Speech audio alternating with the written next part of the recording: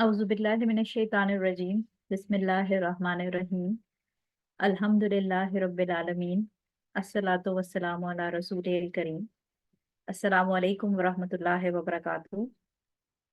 आज का हमारा टॉपिक बहुत इंटरेस्टिंग टॉपिक है, क्योंकि आई थिंक कि ये एक ऐसा मसला है जो हर एक के घर में मौजूद है।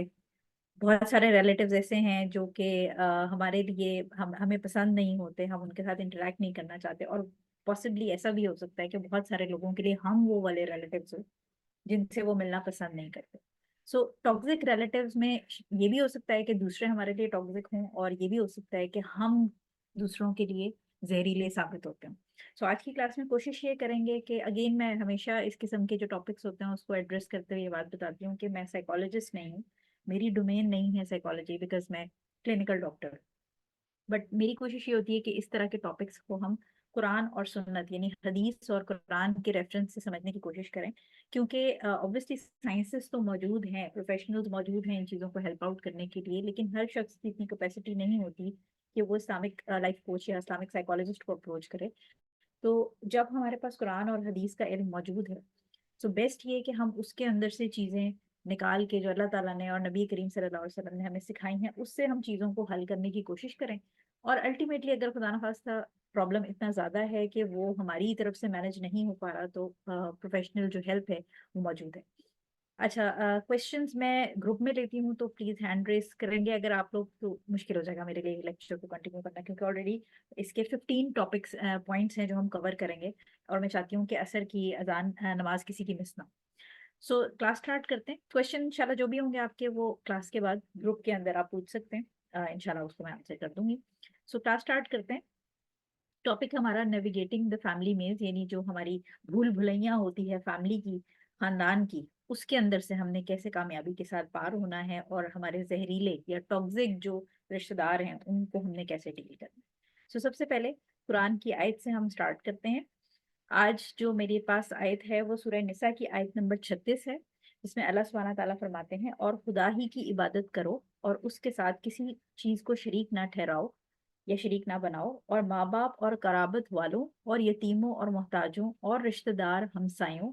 यानी आप ये देखें कि लिस्टिंग है इसके अंदर कि माँ बाप से रिलेशन स्टार्ट हुए, यानी पहले अल्लाह ताला के राइट्स आ गए, उसके बाद माँ बाप की बात हो गई, कराबतदारों, यतीमों, मोहताजों और रिश्तेदारों, हमसायों और अजनबी हमसायों, यानी जिनको आप नहीं जानते, यानी अगर आपके फैमिली रिलेटिव्स हैं जो साथ रहते हैं, या वो लोग जो साथ रहते हैं बट वो आपके रिश्तेदार नहीं है, और रुफ़क़ाए पहलू यानी कंपेनियंस, पास बैठने वालों, और मुसाफिरों, और जो लोग तुम्हारे कब्जे में हो यानी स्लेव्स, या जो अब स्लेव्स का तो खैर ज़माना नहीं है, लेकिन जो हमारे घरों में लोग काम कर रहे होते हैं, सबके साथ एहसान करो कि खुदा एहसान करने वालों को दोस्त रखता है, और तकब्बुर करने वाले, बड़ाई मारने वाले को दोस्त नहीं रखता।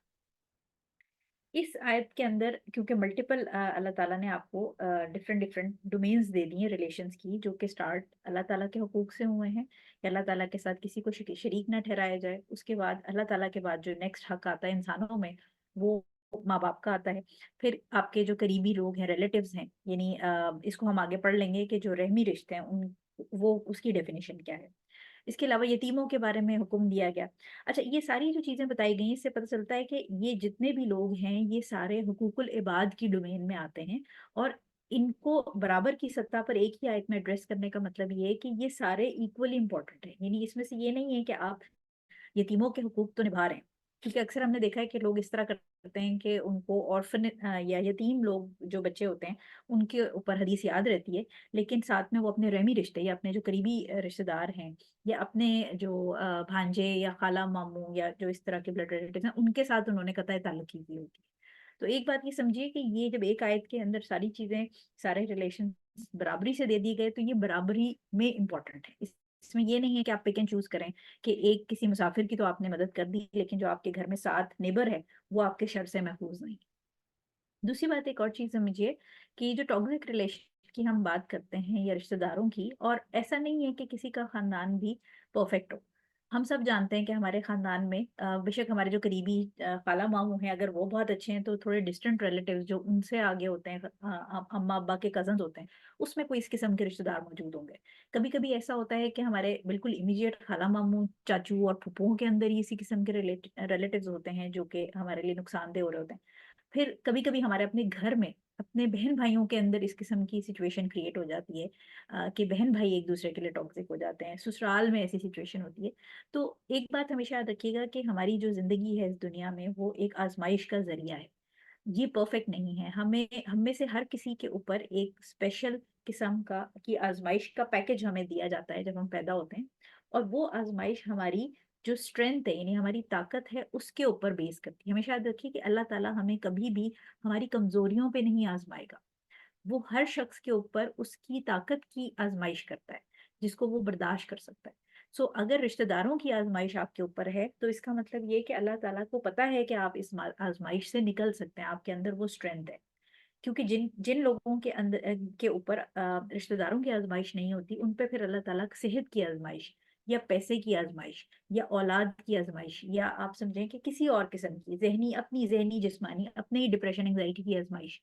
तो जो भी ट्रायल किसी शख्स के ऊपर है वो उसकी हिम्मत और उसकी इस्तिताअत और उसकी ताकत के हिसाब से।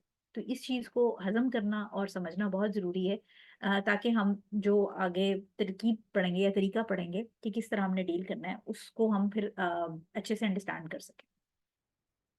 किनशिप के रिलेशन यानी रहमी रिश्ते, ये क्या होते हैं, इनकी डेफिनेशन क्या है, क्योंकि अक्सर लोगों को यही नहीं पता कि रहमी रिश्ते क्या होते हैं। सो इसके अंदर हमारे पास तीन तरह की डेफिनेशंस हैं जो स्कॉलर्स ने हमें दी हैं रिलेशन ऑफ किनशिप यानी जो रहमी रिश्ते हैं वो किसको कहा जाता है।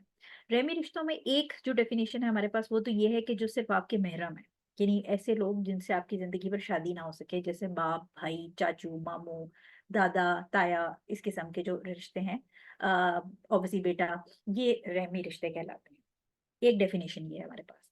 दूसरी डेफिनेशन स्कॉलर्स के मुताबिक वो है वो रिश्ते जो आपके मरने के बाद आपकी जायदाद में वारिस होंगे। ठीक है, तो ये विरासत का इसमें जो कानून चलता है इस्लामी शरई जो है उसके अंदर जो भी रिश्ते यानी अगर आज मैं मेरा इंतकाल होता है तो जो मेरे पैसे या जो भी मेरे पास चीज़ है वो मेरी औलाद इनहेरिट करेगी। उसमें मेरे शौहर का हिस्सा होगा, मेरी अगर माँ बाप जिंदा हैं उनका हिस्सा होगा। फिर इसमें अगर मेल चाइल्ड नहीं होता, किसी का बेटा नहीं है, तो उसकी डिस्ट्रीब्यूशन फर्क होती है। तो एक स्कॉलर का ओपिनियन ये है कि महरम रिश्ते आपके रहमी रिश्ते होते हैं। दूसरे स्कॉलर्स का एक सेकंड सेट ऑफ स्कॉलर्स हैं जिनका ओपिनियन ये है कि जिनसे आपके मरने के बाद जो आपकी जायदाद को इनहेरिट करें आपके वारिस होंगे, जो आपकी विरासत में हकदार होंगे, वो रहमी रिश्ते हैं। तीसरी डेफिनेशन जो है वो ये है कि जितने भी खूनी रिश्ते हैं, ठीक है, खूनी रिश्तों से मुराद ये कि जैसे मेरी अम्मी और मेरे अब्बू, अब अम्मी और अब्बू की साइड पे जितने लोग अम्मी और अब्बू से खून के रिश्ते के थ्रू जुड़े हैं, यानी शादी के थ्रू जुड़ने वाले नहीं होंगे। मेरी खाला जो है वो मेरी रहमी रिश्ता होंगी, लेकिन मेरे खालू मेरा रहमी रिश्ता नहीं, क्योंकि खाला और खालू जो है वो आपस में ब्लड रिलेटिव नहीं है, वो शादी के थ्रू उनका रिश्ता बनता है। तो तीसरा ओपिनियन ये है कि जितने भी आप चाहे ऊपर की तरफ जाएं, दादा और नाना वाली साइड पे जाएं, माँ बाप से ऊपर अपवर्ड अपने फैमिली ट्री में, या अपने से नीचे यानी औलाद, बहन के बच्चे, भाई के बच्चे, और फिर आगे इस तरह जो नीचे वाली साइड है, दोनों तरफ जो खून के रिश्ते होंगे वो रहमी रिश्ते हैं। और बेसिकली ये जो थर्ड ओपिनियन है यानी जो थर्ड पॉइंट मैंने आपको बताया ये मोस्ट ऑथेंटिक है कि रहमी रिश्तों का मतलब खूनी रिश्ते हैं। इसके अंदर ब्रेस्ट फीडिंग के थ्रू जो आएंगे यानी जो आपके रजाई रिश्ते हैं वो नहीं आएंगे इसके अंदर। इसके अंदर आपके बेसिकली खूनी रिश्ते हैं। ठीक है, सो मदर और फादर की साइड से जो जो लोग आपसे खून के थ्रू अटैच हैं वो आपके रहमी रिश्ते हैं। सो पहली चीज तो ये समझ लीजिए कि इसकी डेफिनेशन क्या है।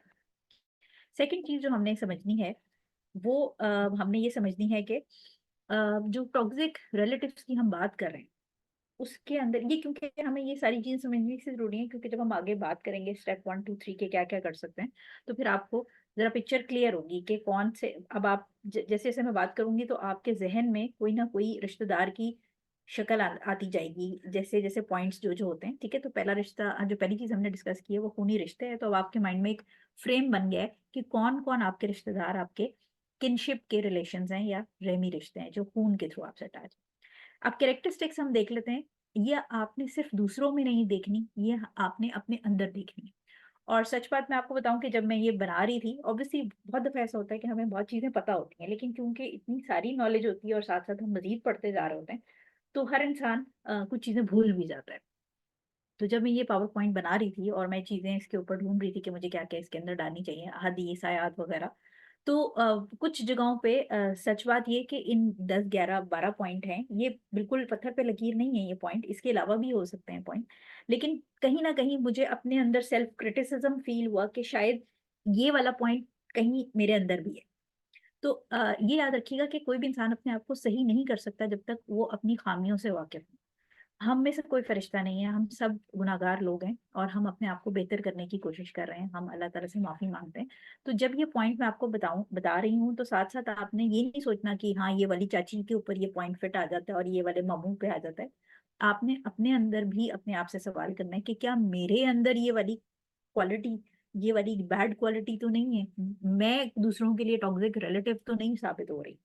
ठीक है, सबसे पहला पॉइंट ये कि मैनिपुलेटिव होते हैं। मैनिपुलेटिव का मतलब लोगों को उकसा कर उनसे अपने काम निकलवा। ये एक बड़ी स्पेशल किस्म की आर्ट है जो कुछ लोगों के अंदर कुछ में शुरू से ही होती है और कुछ जो है वो दूसरों को देख देख के सीख लेते हैं। ये वो लोग होते हैं जो कि आपको कंट्रोल कर लेते हैं और सिचुएशन ऐसी क्रिएट कर देते हैं कि आप उनको इनकार नहीं कर पाते, और जो काम वो आपसे जब जब जो जो फायदा उठाना चाहते हैं, वो आपसे वो काम या वो फायदा उठवा लेते हैं। अक्सर जो है वो हम ये स्टार प्लस के ड्रामो टाइप जो किस्म के सीरियल्स होते हैं उसके अंदर ये देखते हैं कि खवातीन जो है वो इस किस्म की मैनिपुलेट करती हैं, और वो लोगों से अपने मतलब का काम निकलवा लेती हैं। वो सिचुएशन ऐसे क्रिएट कर देती हैं कि लोग उनको ये आप समझें कि बहुत या तो मासूम बन जाती हैं, या वो ओवरऑल अपना एक गैंग अप कर लेती हैं, अपनी साथ लोगों को मिला लेती हैं, तो आपको उनका वो काम करना पड़ता है, वो लोगों को कंट्रोल कर लेती हैं। तो ये तो पहली क्वालिटी होगी। दूसरी क्वालिटी ये है कि ये अपने जो काम होते हैं, यानी जो टॉक्सिक इंसान होता है, वो अपने कामों की जिम्मेदारी नहीं कबूल करता। वो हर दफा जो है वो ये समझता है कि मैं तो जिंदगी में कभी गलत नहीं हो सकता, और अपने हर जिंदगी के मसले का इल्जाम वो दूसरों पे लगाता है। यानी अगर किसी की डिवोर्स हो गई है, तो वो बजाय इसके कि ये देखे कि मेरी क्या गलती थी, वो रिश्तेदारों के ऊपर या दूसरे बंदे पे अपना ब्लेम करेगा। तो हमेशा याद रखिए कि जो इस किस्म के मसले होते हैं, कहते हैं ना ताली एक हाथ से नहीं बजती। तो जिंदगी में ये देखना बहुत जरूरी है कि अगर कोई गड़बड़ हुई है तो इसमें मेरी गलती कहाँ है। सो जो टॉक्सिक लोग होते हैं उनको लगता है कि हम जिंदगी में कभी गलत नहीं हो सकते और हम तो हमेशा सही हैं, बट ये जो मेरी जिंदगी में मसला हुआ है ये फला फला फला की वजह से हुआ है। सो ये कभी भी अपने जो अपने कारनामे होते हैं उनकी रिस्पॉन्सिबिलिटी नहीं लेते और दूसरों पर इल्जाम तराशी करते हैं। उनको लगता है कि हम कभी गलत नहीं हो सकते। तीसरा पॉइंट ये है कि इनको अपने अलावा कोई नजर नहीं आता, इट्स ऑलवेज अबाउट देम। यानी मेरी मेरी जिंदगी, मेरी मर्जी, मेरी गाड़ी, मेरा खाना, मेरी शॉपिंग, इनका मैं कभी खत्म नहीं होगा, ये हम पे कभी नहीं आते। ठीक है, तो ये एक टॉक्सिक जहरीले होने का निशानी ये होती है कि ये हमेशा अपनी बात करेंगे। आप इनको समझा सिचुएशन समझाने की कोशिश करेंगे कि कभी कभी आपको दूसरों का ख्याल करना पड़ता है, आपको अगर आप खानदान में रह रहे हैं तो आपको सबके साथ मिल के चलना पड़ता है, लेकिन इनकी मैं कभी नहीं खत्म होती, ये सिर्फ अपनी बात करते हैं। नेक्स्ट पॉइंट नंबर 4 है कि ये हमेशा क्रिटिकल होते हैं। क्रिटिकल से मुराद ये कि बस कहते हैं ना बाल की खाल नोचना, कि हर चीज के अंदर घुसने का इनको शौक होता है, और ये हर एक के मसले में टांग अड़ाने की इनको आदत होती है। कोई जिसमें ये हेल्प कर सकें या ना कर सकें, हर काम की इनको नॉलेज चाहिए होती है और हर एक के मसले में इन्होंने टांग अड़ानी और हर चीज की बाल की खाल उतारनी है। बहुत ज्यादा क्रिटिकली जजमेंटल होके ना अंदर घुस के हर चीज के अंदर इनको सुराग लगाना। ठीक है, नंबर 5 पॉइंट ये है कि ये दूसरों को गिल्टी फील कराते हैं। यानी दूसरों को इस पॉइंट पे ले आते हैं कि अगर किसी ने कोई गलती नहीं भी की, तो ये उसको ऐसे पोर्ट्रे करेंगे, ये ऐसे बात करेंगे उसके साथ जैसे सारी फसाद की जड़ वो दूसरा शख्स है। ठीक है, तो ये दूसरों को बहुत ज्यादा गिल्टी फीलिंग, गिल्टी को उर्दू में क्या कहेंगे मुझे अभी माइंड में क्लिक नहीं कर रहा, बट शर्मिंदगी का एहसास दिलाते हैं दूसरों को, और उनके ऊपर यानी उनके कंधे पे रख के बंदूक चलाते हैं, उनके ऊपर डाल देते हैं हर मसले की जो बेस है, वो कहते हैं कि तुम्हारी वजह से हुआ है। नंबर 6 पॉइंट है कि झूठ बोलते हैं, धोखा देते हैं। ये क्या करते हैं कि अननेसेसरी ड्रामाई सिचुएशन क्रिएट करते हैं। यानी कोई छोटी सी भी बात होगी तो उस पर इतना फसाद क्रिएट कर देंगे और झूठ बोलेंगे, इल्जाम तराशी करेंगे, धोखा दे के दूसरे बंदे के ऊपर ब्लेम गेम करके, छोटी सी सिचुएशन को भी इतना घर में फसाद क्रिएट करेंगे या खानदान में, कि वो बात जो जिसको आराम से हैंडल हो सकती थी या जो आराम से सेटल हो सकती थी, उसको ये राई का पहाड़ बना देते हैं। नंबर 7 पॉइंट ये है कि दूसरों का मजाक उड़ाते हैं। नॉनसेंस किस्म की नसीहतें देना, जब किसी ने आपसे मशवरा नहीं भी मांगा हुआ तो वो, अच्छा ये अब अपने अंदर भी देखते जाएं, क्या हम में से हम सारे इनमें से कौन सा वाला काम करते हैं। सो नॉनसेंस किस्म की पुशी एडवाइस, पुशी एडवाइस का मतलब ये कि आपसे किसी ने मशवरा नहीं मांगा, नसीहत नहीं मांगी, किसी को कोई मसला है, आपको पता चला कि खानदान में उसको मसला है, आप उसको मिलने गए, अब उसने जिक्र भी नहीं किया, बट आपने जाके उसको अपनी नसीहतों की भरमार कर दी और फिर उसको इतना ज्यादा प्रेशराइज किया कि ये जो मशवरा है ना जो मैंने दिया है ये सही है, ये तुमने मानना है, और अगर तुमने नहीं मानना तो मैं नाराज हो जाऊंगी।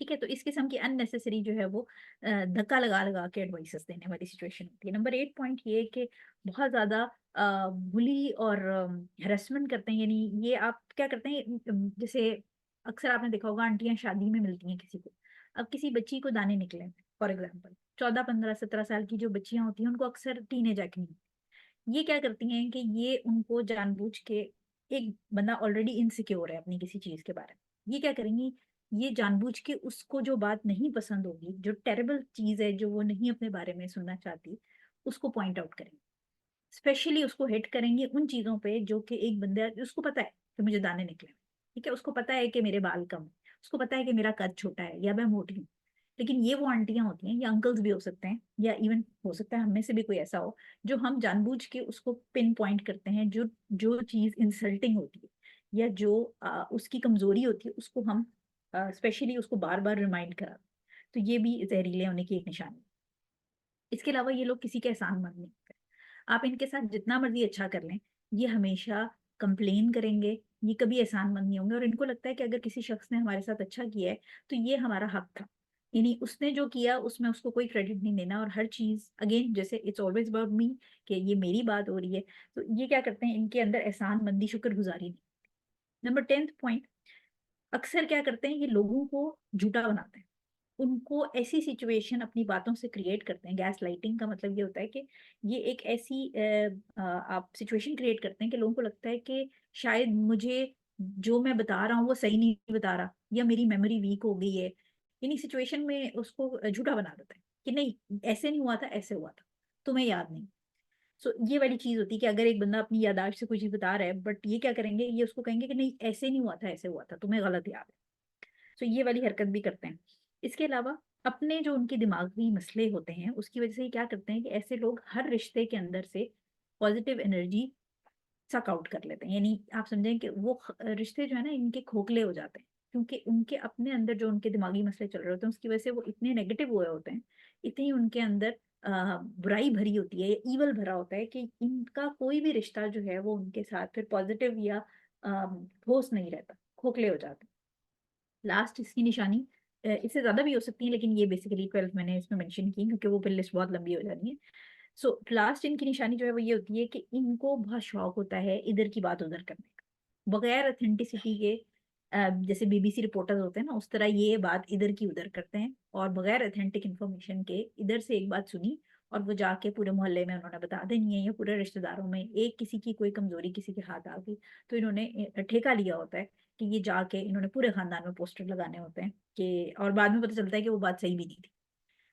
ठीक है, सो ये इधर की बात उधर करने में माहिर होते हैं, ये कुछ क्वालिटीज हैं, इसमें से अपने अंदर भी जरूर चेक कीजिएगा, क्योंकि ऐसा नहीं है कि हम सारे बहुत इन चीजों से मतलब हम इनसे पाक हैं, हमें भी ये होती हैं मसले, इसलिए हमें अपने अंदर भी झांक के देखना है। अच्छा, अब एक इम्पॉर्टेंट सवाल ये आता है कि पुराने जमाने में तो आपको पता है कि कोई टेलीफोन या इंटरनेट या इस किस्म की चीज नहीं होती थी, और लोग यूजुअली जो फैमिलीज होती थी खानदान वो करीब करीब रहते थे, एक ही शहर में कस्बे में रहते थे। अब क्योंकि ऑब्वियसली लोग बाहर चले जाते हैं, कुछ पाकिस्तान इंडिया में हैं, कुछ जो रिश्तेदार हैं वो यूके चले गए हैं, अमेरिका चले गए, दूर दूर हो गए हैं, शहरों में भी अलग अलग हैं। सो जो रहमी रिश्तों को निभाना है वो उसके अंदर किस तरह निभाया जाए, यानी क्या चीज जो है वो मस्ट है कि ये करनी जरूरी है। इसके ऊपर इमाम नववी रहीमुल्लाह और शेख उस्मैन रहीमुल्लाह जो है इनके दो कॉल मैंने इसके अंदर डाले हैं, जिससे हमें पता चलता है कि हम क्या कर सकते हैं। शरह मुस्लिम के अंदर इमाम नबी रहीमुल्लाह जो है उनकी एक कोटेशन है कि उन्होंने कहा कि जो रहमी रिश्ते निभाने की जो रस्म है या ये जो ऑब्लिगेशन है, इसका मतलब है कि अपने रिश्तेदारों से, यानी जो खून के रिश्तेदार हैं, खून वाले जो रिलेटिव्स हैं, उनको उनकी जो हैसियत है, हैसियत से मुराद ये नहीं है कि फाइनेंशियल हैसियत, हैसियत से मुराद ये कि जो बड़ा है उसको बड़ों की तरह आप ट्रीट करें और जो छोटा है उसको छोटों की तरह ट्रीट करें। लेकिन इसमें क्या हो सकता है कि कभी कभी आप उनको अगर कोई गरीब हैं तो उनको जो आपके जो ज़कात है या सदका है वो आप दे सकते हैं, उनको हेल्प कर सकते हैं उसके थ्रू। कभी उनको अगर कोई काम पड़े, या अगर जैसे अगर मैं डॉक्टर हूँ और मैं स्किन का कोई मसला किसी का हल कर सकती हूँ रिश्तेदार में, तो मैं उनको बेनिफिट कर दूं। इसी तरह कभी आप उनसे जाके मिल लें, कभी उनसे सलाम दुआ कर लें, और इस किस्म की चीजें जो हैं ये रहमी रिश्ते निभाने वाली कैटेगरी के अंदर आ जाएंगी, यानी ये आपके ऑब्लिगेशन को पूरा कर देंगे।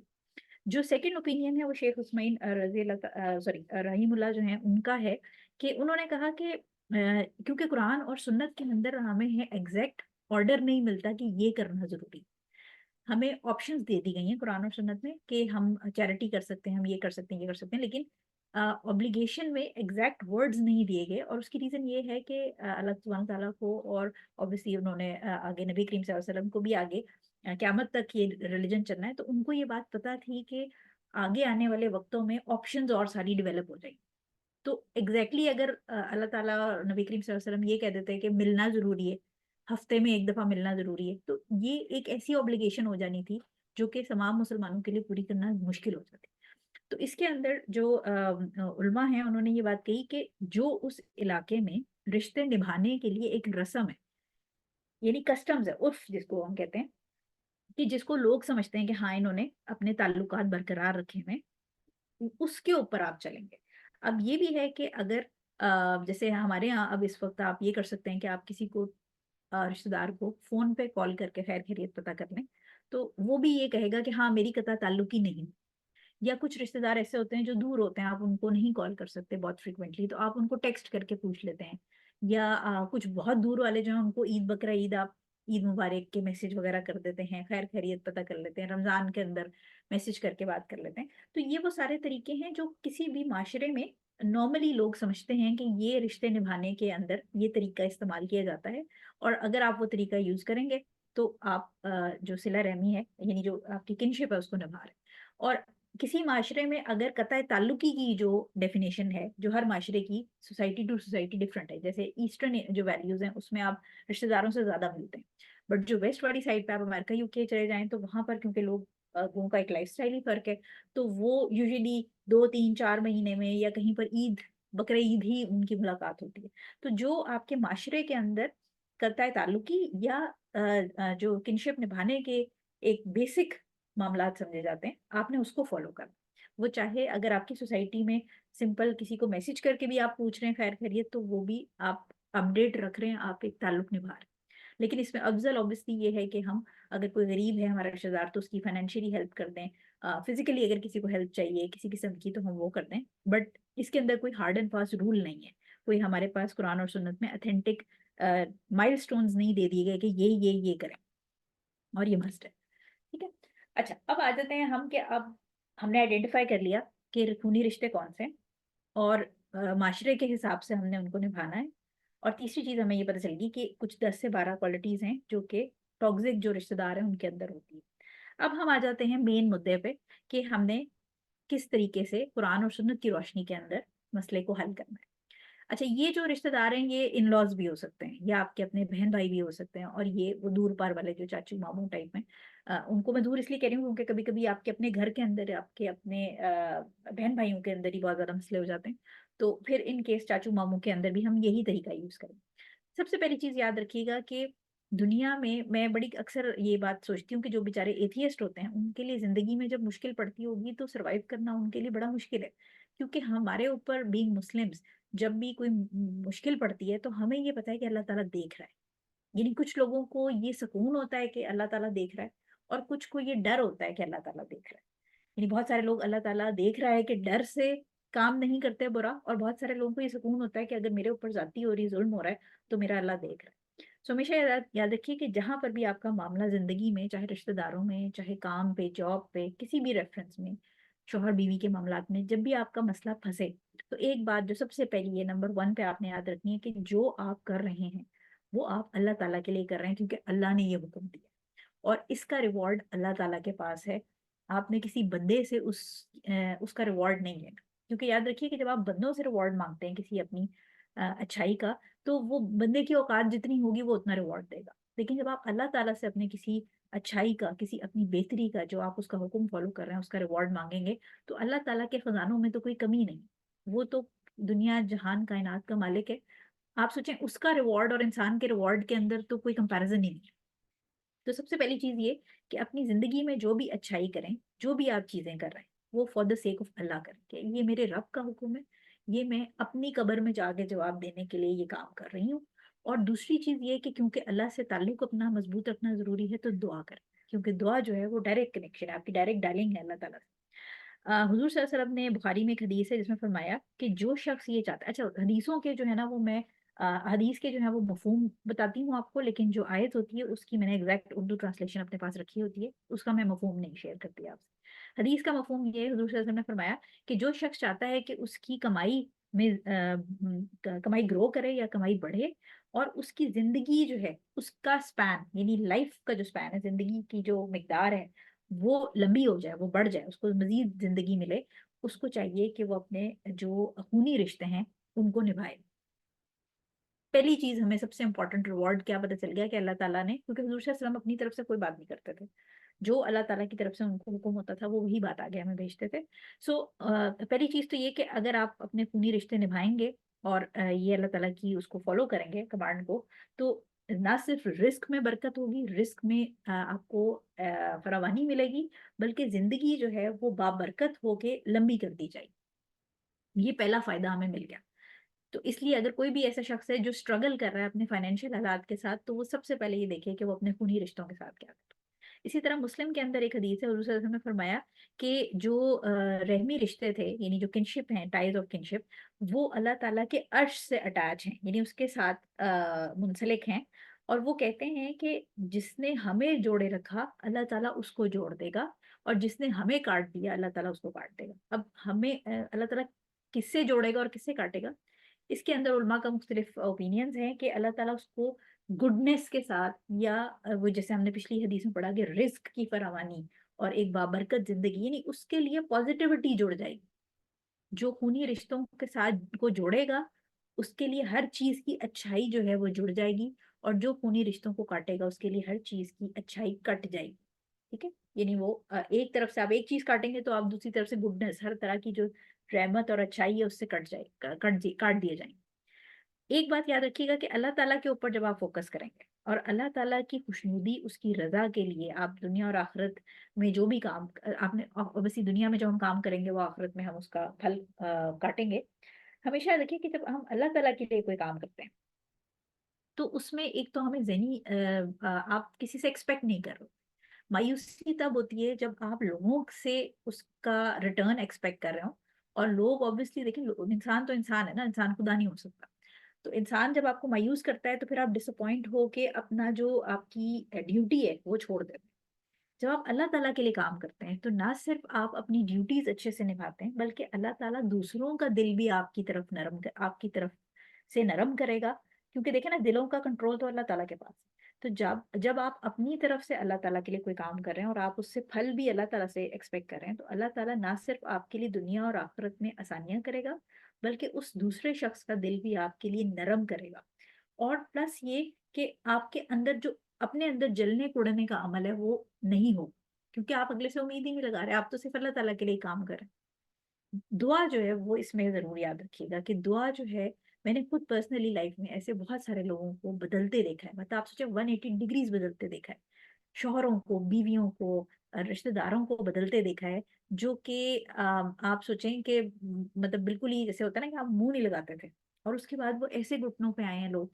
क्योंकि जो पहला शख्स था जिसने अल्लाह ताला के लिए काम किया, उसने अल्लाह ताला से उम्मीद नहीं छोड़ी, और उसने दुआ नहीं छोड़ी।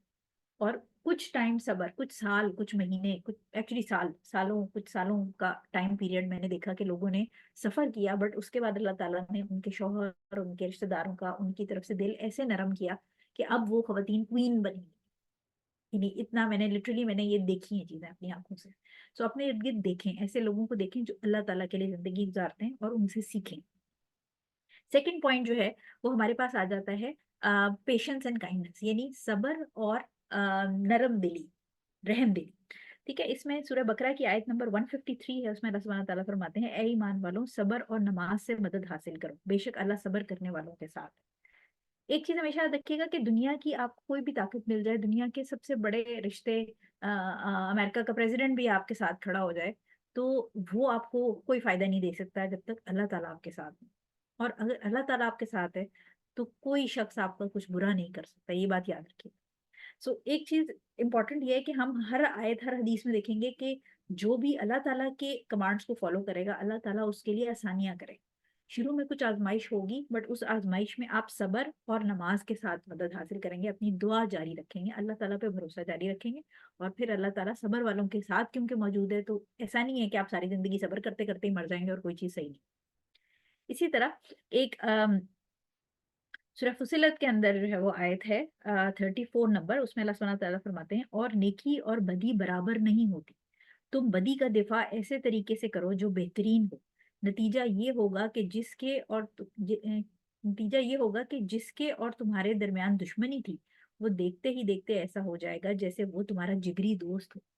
और यही बात हम पीछे कर रहे थे कि सब्र जरूरी है, बहुत सारी चीजों में आपको सब्र जो है वो कुछ टाइम के लिए सफरिंग फील होगी, लेकिन वो आपके लिए ऐसे ऐसे दरवाजे अल्लाह ताला खोलेगा कि आप खुद पीछे मुड़ के देखेंगे तो आप कहेंगे कि मैं कहाँ से कहाँ आ गई। तो अल्लाह ताला ये कह रहा है कि जो तुम्हारे साथ बुरा कर रहा है, तुम उसके साथ अगर अच्छे से पेश आओ, यानी अच्छाई और बुराई, नेकी और बदी, ईवल और गुड बराबर नहीं हो सकते कभी, तो अगर तुम्हारे साथ कोई बुरी बुराई कर रहा है तो उसका तुम जवाब बेहतरीन तरीके से दो। और कुछ अरसे बाद तुम ये देखोगे कि जो तुम्हारा, और जब अल्लाह ताला ये बात कह रहा है तो उसका मतलब है कि ये कंफर्म बात है कि अल्लाह ताला ये कह रहे हैं कि देखते ही देखते वो ऐसा हो जाएगा जैसे वो तुम्हारा जिगरी दोस्त है। और इसकी लाइव एग्जांपल, जो लाइव तो मैं नहीं कहूंगी, ऑब्वियसली हमने हुजूर सल्लल्लाहु अलैहि वसल्लम को लाइव नहीं देखा, लेकिन सीरा जो हमारे पास पहुंची है उसमें हम ये देखते हैं कि हुजूर सल्लल्लाहु अलैहि वसल्लम ने हमें ये प्रैक्टिकली करके दिखाया। यानी वो लोग जो हुजूर सल्लल्लाहु अलैहि वसल्लम की जान के दुश्मन थे, जो उनको कत्ल करना चाहते थे, वो फतेह मक्का के मौके पे और उसके बाद जिस तरह मुसलमान हुए, उन्होंने इस्लाम को कबूल किया, और वो इवन हजरत उमर रजी अल्लाह ताला अन्हो की जब हम एग्जाम्पल देखते हैं कि वो हुजूर सल्लल्लाहु अलैहि वसल्लम को कत्ल करने की नीयत से निकले थे, और उसके बाद हुजूर सल्लल्लाहु अलैहि वसल्लम को कभी डर नहीं लगा, क्योंकि उनको हमेशा ये बात होती थी कि मेरा रब मेरे साथ है और मैं हक पे हूँ। ठीक है, बट वो लोगों के साथ भी अच्छे होते थे। तो हजरत उमर रजी अल्लाह ताला अन्हो उस वक्त कत्ल करने की नीयत से निकले थे, और बाद में अगर आप उनकी सारी खुलफाए राशिदीन की जब उसमें बायोग्राफी पढ़ते हैं उनकी, हजरत उमर की, तो आपको नजर आता है कि वो बेहतरीन जानसार तरीन सहाबा में उनका शामिल हो गए थे। सो हुजूर सल्लल्लाहु अलैहि वसल्लम की सीरत से हमें ये पता चलता है कि नबी ने हमें प्रैक्टिकली ये बात दिखाई कि जो बुरे से बुरा दुश्मन था वो आपका बेहतरीन दोस्त बने, सिवाय इसके कि जिसको अल्लाह ताला ने जिसके लिए जलालत लिख दी गई थी, और जैसे अबू लहाब या इस किस्म के जो लोग थे। बट जनरली जो जिसका दिल साफ था उसने आपसे पलट के बहुत मोहब्बत का इजहार किया। इसी तरह हुजूर सल्लल्लाहु अलैहि वसल्लम ने फरमाया कि जो मुसलमान दूसरे लोगों से मिलजुल के, यानी मेलजोल करके, और उनका जो दर्द देने वाले अल्फाज हैं उसको सब्र के साथ बर्दाश्त करता है, वो मुसलमान बेहतर है उस शख्स से जो लोगों से मिलता जुलता घुलता नहीं, और फिर उसके बाद क्योंकि वो देखें सब्र की उससे महरूम हो जाता है ना, जो रिवॉर्ड्स हैं सब्र के रिवॉर्ड्स। दूसरा हमने फरमाया कि जो शख्स लोगों से घुल मिल के उनके जो सख्त अल्फाज हैं उन पे सब्र करता है, वो बेहतर है उस शख्स से जो ऐसा नहीं करता। यानी ऐसा मुसलमान जो है वो एक जो स्टेटस है उसमें सुपीरियर है। नंबर थर्ड चीज जो आती है वो एम्पैथी एंड अंडरस्टैंडिंग आती है, यानी अपने आप को दूसरे की जगह रख के देखना या उस मामले को समझना। हमारा थोड़ा सा मसला ये हो गया है जनरली सोसाइटी के अंदर, और मुसलमानों के अंदर स्पेसिफिकली ये मसला है कि हम लोगों की बातें उसको अंडरस्टैंड करने के लिए नहीं सुनते, हम लोगों की बातें उनको जवाब देने के लिए सुनते हैं। सो अगर हम इसके ऑपोजिट हो जाएंगे, यानी अगर हम लोगों की बातें पहले सुने, उसको समझें और फिर हम उसका जवाब दें, तो बहुत सारे मामला बिगड़ने से पहले ही संभल जाए।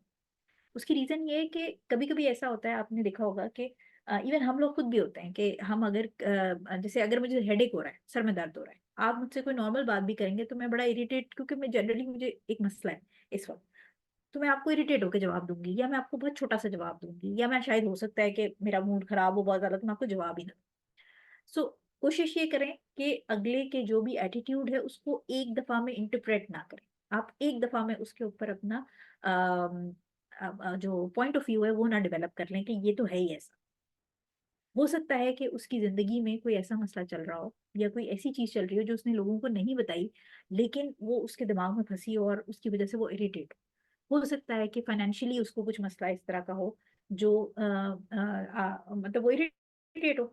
या ऐसा भी होता है कि कभी कभी कुछ लोग जिनके पास जिंदगी में कोई आसाइश या कोई एक नेमत नहीं होती, फॉर एग्जाम्पल कोई खातून है वो डिवोर्स्ड है, उनके पास शौहर की मोहब्बत नहीं है, उनके सामने अगर आप बैठ के पूरे अपने शौहर और अपने कि हम घूमने गए और बड़ा मजा आया और ऐसे, तो ये समझने की कोशिश करें कि उस खातून के पास ये नेमत नहीं है।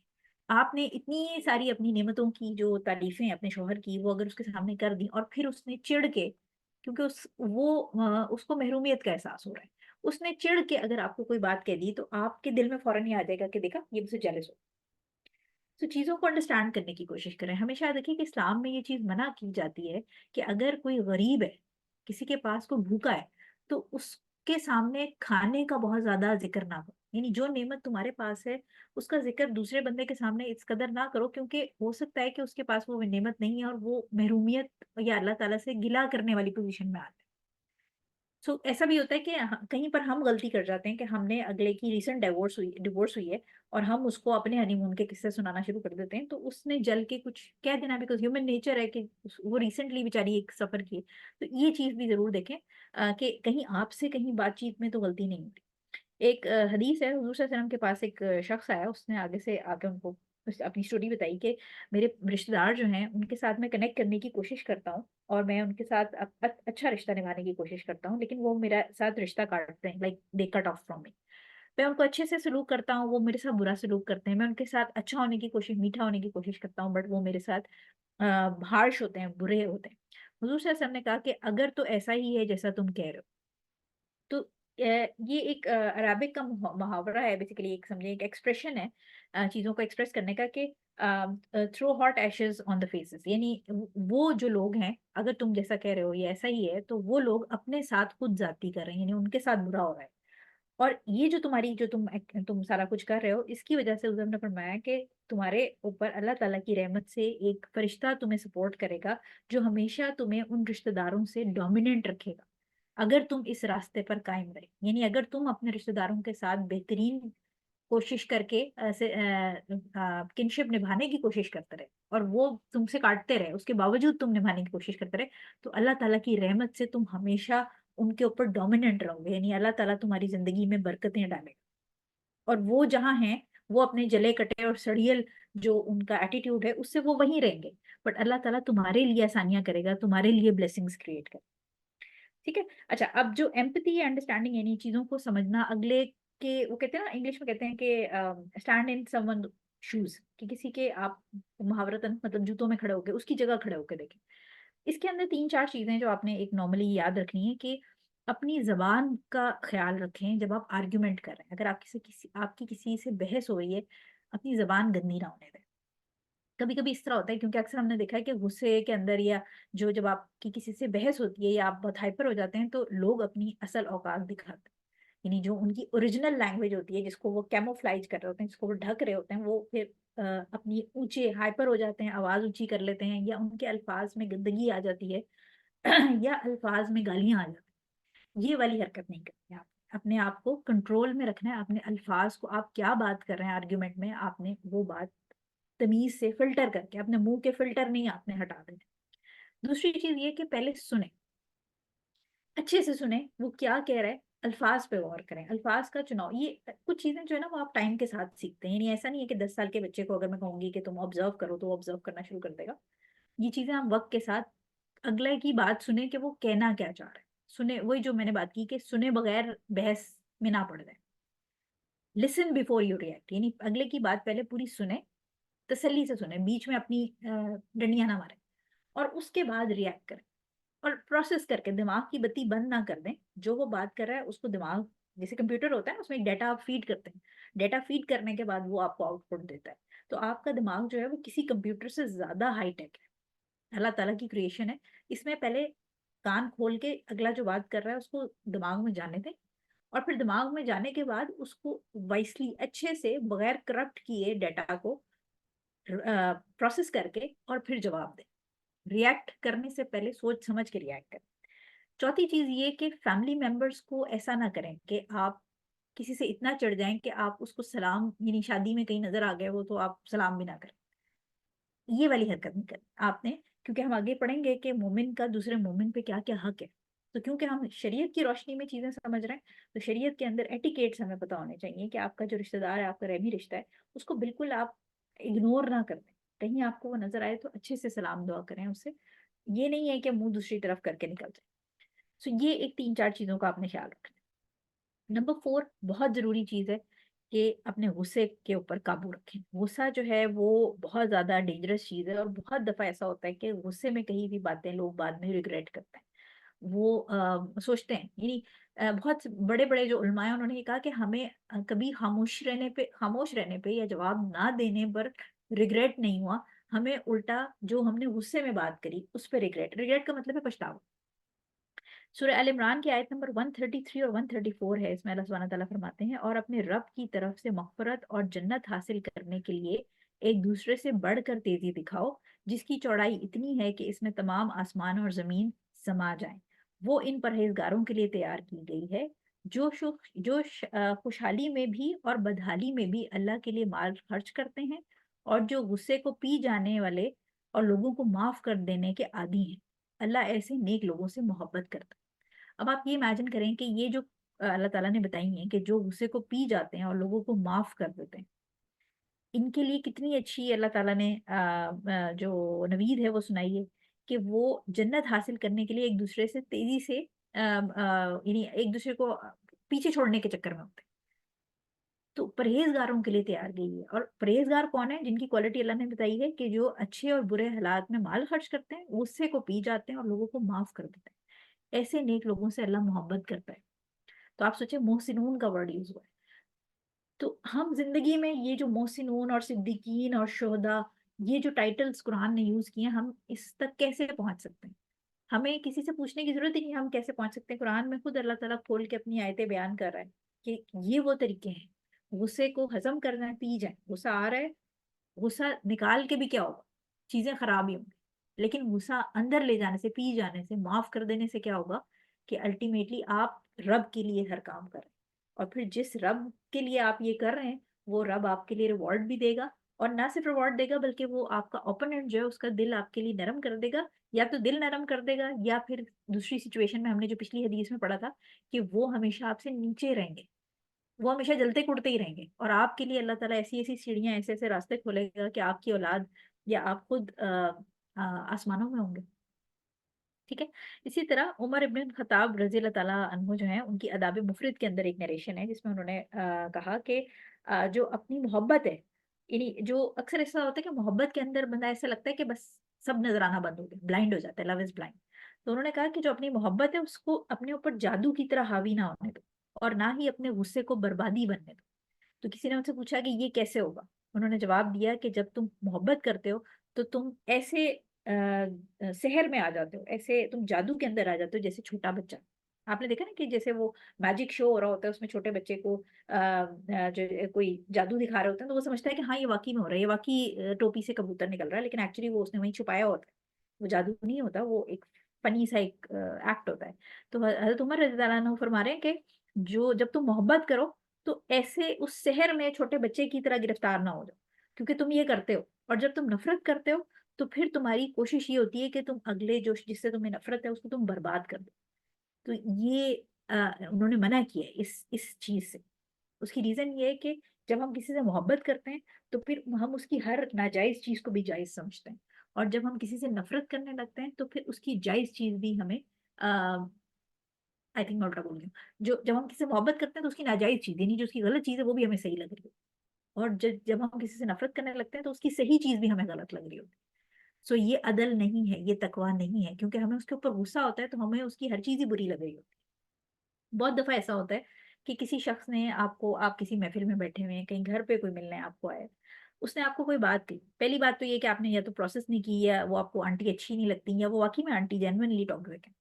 आपने सिचुएशन, उन्होंने कोई बात कही, अब आपने अपना गुस्सा कंट्रोल नहीं किया और आपने बहुत ज्यादा हाइपर होकर उनको को बदतमीजी कर, तो क्या होता है कि सिचुएशन कंट्रोल होने के बजाय और आउट हो जाती है। जैसे मियाँ बीवी के रिश्ते में हमें हजूर सल्लल्लाहु अलैहि वसल्लम ने समझाया ना कि अगर तुम में से एक आग हो तो दूसरा पानी बन जाए। उसकी रीजन ये है कि जब दोनों आग हो जाएंगे तो फिर तो धमाका होगा, और धमाका होने में क्या है कि फायदा किसी का भी नहीं हो रहा। अगर आपकी अपने रिश्तेदारों से लड़ाइयाँ हो रही हैं तो इसमें आपका भी कोई फायदा नहीं है और उनका भी कोई फायदा नहीं। लेकिन नुकसान है, नुकसान क्या है कि आप जन्नत की खुशबू से महरूम हो जाएंगे। आपको जो रिवॉर्ड्स अल्लाह ताला ने मोहसिनून वाले और जो बाकी सारे रिवॉर्ड्स बताए आप उससे महरूम हो रहे हैं।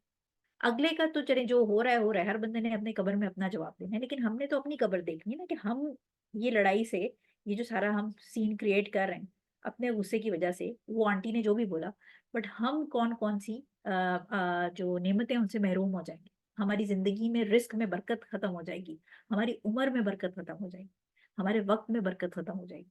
और ये हो रहा है, अगर आप ये देखें तो लोगों की जिंदगियों में ये हो रहा है। उनके चौप देखें, हर कामयाब और नाकाम इंसान दोनों के पास दिन में 24 घंटे ही है। जो कामयाब इंसान है वो, और कामयाब से मेरी मुराद कभी भी ये नहीं होती कि एक बड़ा मल्टी बिलियनर किस्म का बिजनेसमैन जो करोड़ों रुपए एक महीने में कमा रहा है। मेरी नजदीक मेरे जानने वालों में ऐसे बहुत सारे लोग हैं, लेकिन मैं इसको कामयाबी नहीं कहती, क्योंकि हाँ, मैं भी इसको कामयाबी समझती थी, बट नाउ आई नो कि ये कामयाबी नहीं है। ये तो शैतान का एक ट्रैप है जो दुनिया की हवस से आपको निकलने ही नहीं देता।